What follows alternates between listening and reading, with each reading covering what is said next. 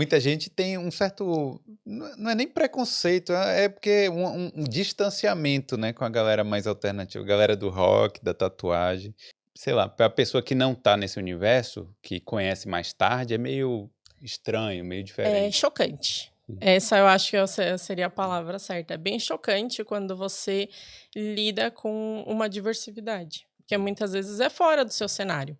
Principalmente o Brasil. É um país que, por mais que a gente esteja se esforçando para melhorar e abrir um pouco a mentalidade da galera, é um país onde por muitos anos, eu sempre brinco que por 10 anos da minha profissão eu tinha que explicar para as pessoas que ninguém era bandido, nem tinha aprendido a tatuar na cadeira Pois ou é. coisas assim, porque não é por preconceito apenas, é uma coisa estabelecida pela sociedade que a gente vive. Por muitas vezes, talvez se você aparecer com piercing, se você tem os seus avós vivos, eles podem ficar desapontados.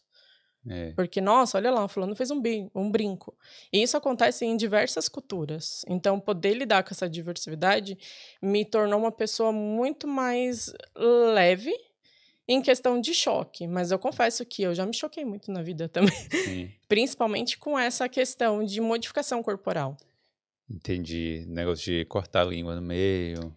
Isso, na verdade, até que eu sempre me familiarizei muito bem com essa parte. Mas eu lembro que o meu primeiro contato na galeria tinha um cara chamado Máscara. Quem é de São Paulo provavelmente já deve ter trombado ali no centro. O Máscara, ele era todo tatuado e todo cheio de piercing. Não sei nem se ele está vivo ainda nos dias de hoje, mas ele era uma pessoa que chocava. Porque você não estava acostumado a ver pessoas andando no centro de São Paulo com pouca roupa, o corpo inteiro coberto de tatuagem e muitos piercings, assim, inúmeros na sobrancelha, inúmeros no nariz, nas orelhas. Então aquilo era chocante, principalmente para quem não tem o contato. E tinha também um outro que se chamava Fofão, que ele era um trans.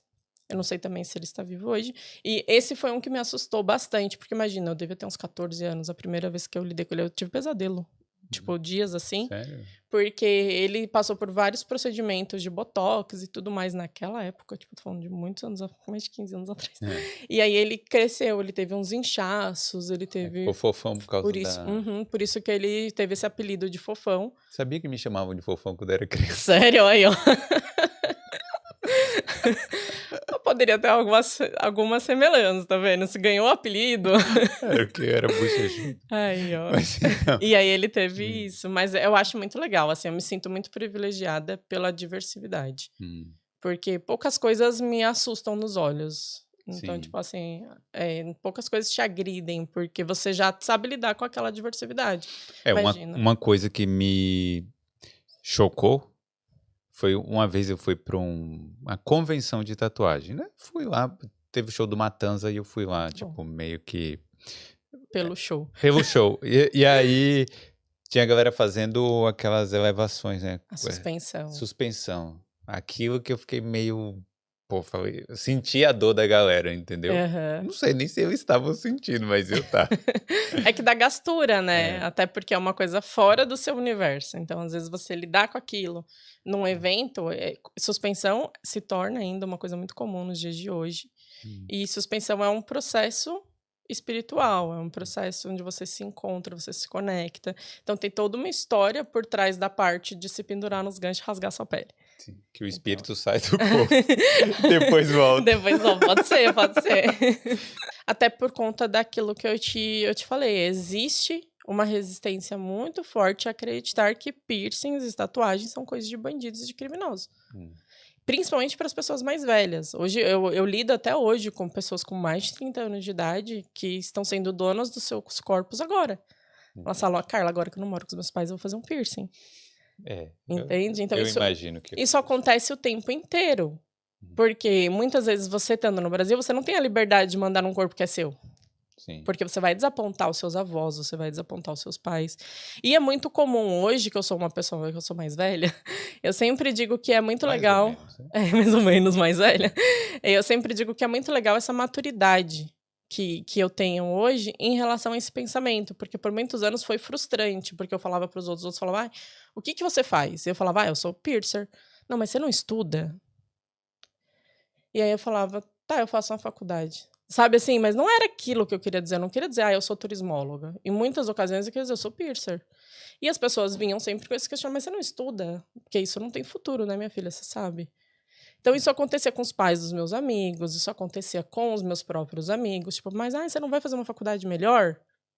Olha, mas em tese você, como uma empreendedora peer, sei lá, furando a galera, né?